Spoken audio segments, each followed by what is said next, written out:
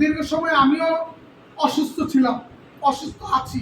আমি এখনো অ্যান্টিবায়োটিক খাচ্ছি।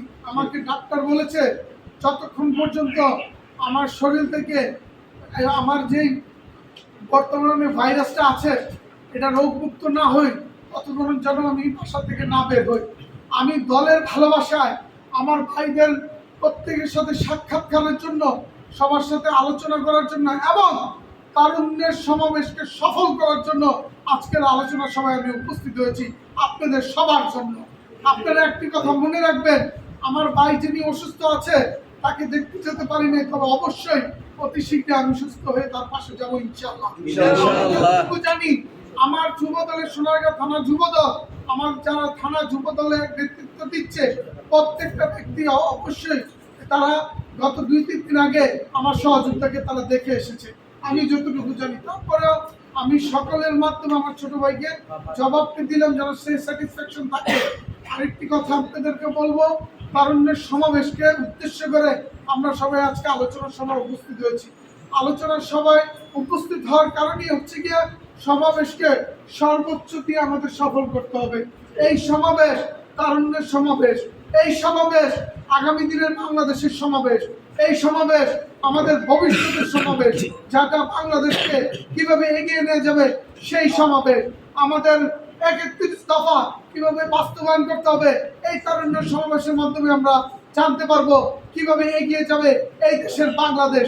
একটি কথা মনে রাখবো, তারুণ্যের সমাবেশের মাধ্যমে ইনশাল্লাহ আমাদের দাবি থাকবে, সারা বাংলাদেশের তারুণ্যের নেতাদের সবার দাবি থাকবে যে দেশে নায়ক তারেক রহমান অতি শীঘ্রই যেন বাংলাদেশের মাটিতে এসে এই দেশকে স্বৈরাচারী শেখ হাসিনার হাত থেকে যেরকম বিদেশের মাটিতে থেকে সর্বোচ্চ নেতৃত্ব দিয়ে এই দেশকে বাঁচিয়েছে, সেরকম ভাবে 31 দফা সফল করার লক্ষ্যে এই দেশকে নির্বাচনকে মানুষের গণতন্ত্র মুক্তি করে মানুষের গণতন্ত্র অধিকারকে ফিরিয়ে নিয়ে আসার জন্য তারেক রহমানের নেতৃত্বকে এগিয়ে নিয়ে যে তারেক রহমান স্বয়ং দেশে এসে নির্বাচন করবে, এই সফলতা বাস্তবায়ন করে আমরা এই সমাবেশকে সফল করবো ইনশাআল্লাহ।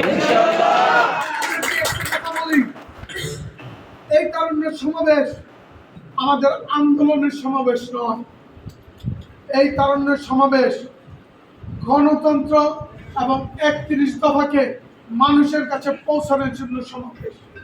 এই সমাবেশ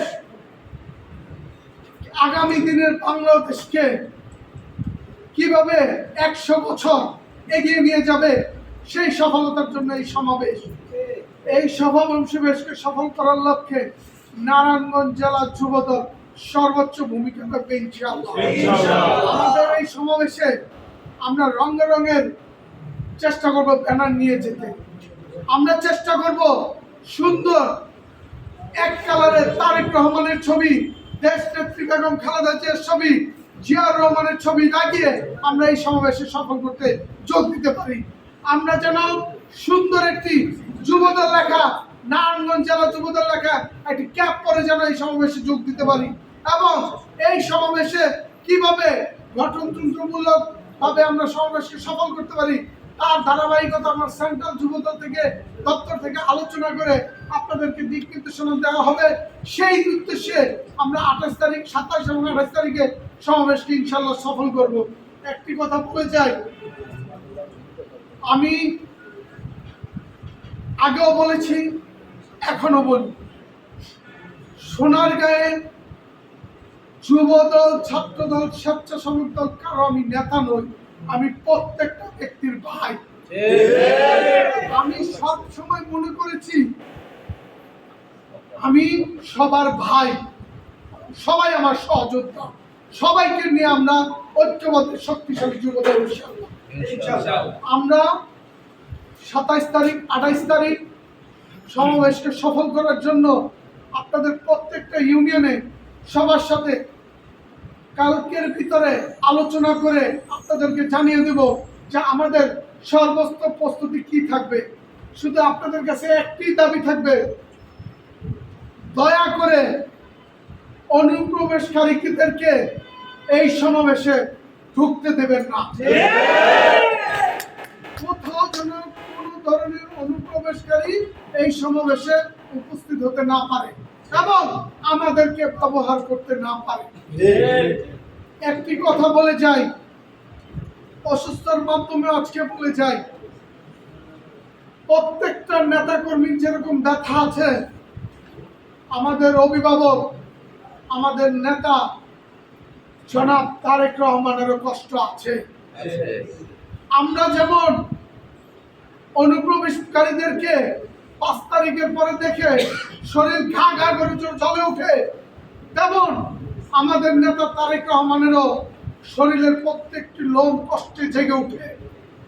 আপনাদের কষ্ট আজহারুল ইসলাম মান্নান বা খায়রুল ইসলাম সজীবের বা সোনারগাঁ থানা বিএনপির সাধারণ সম্পাদক মোশাররফ কাকা সহ সকল নেতৃবৃন্দের কষ্ট না, আপনাদের কষ্ট স্বয়ং তারেক রহমানের কষ্ট। স্মরণ রেখে একটি কথা মনে রাখবেন, তারেক রহমানকে দেশে ফিরে এনে সুন্দর সুষ্ঠু গঠনতন্ত্রমূলক একটি নির্বাচন করে তারেক রহমানকে প্রধানমন্ত্রী করাই আমাদের প্রধান লক্ষ্য। আমার সংক্ষিপ্ত বক্তব্য শেষ করছি। বাংলাদেশ জাতীয়বাদী যুবদল জিন্দাবাদ, বাংলাদেশ জাতীয়বাদী দল জিন্দাবাদ, শহীদ প্রেসিডেন্ট জিয়াউর রহমান অমর হোক, দেশনেত্রী বেগম খালেদা জিয়া জিন্দাবাদ। আমাদের সবার অভিভাবক, আগামী দিনের রাষ্ট্রনায়ক, আমাদের প্রাণপ্রিয় পুরুষ, সবার প্রাণের স্পন্দন তারেক রহমান জিন্দাবাদ, জিন্দাবাদ, জিন্দাবাদ।